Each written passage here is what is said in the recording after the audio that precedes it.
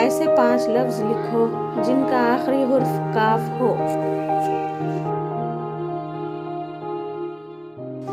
अदरक,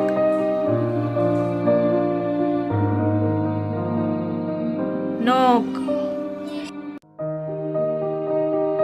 झोंक,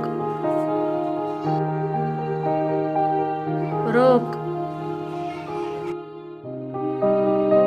टोक।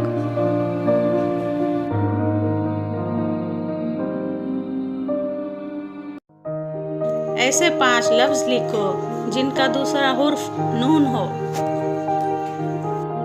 बंदर, अंदर, जंगल, संग, रंग।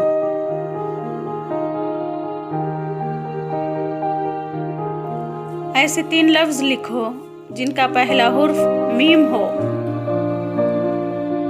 मोर, मछली, मस्जिद। ऐसे 3 लफ्ज़ लिखो जिनका पहला हुर्फ बे हो।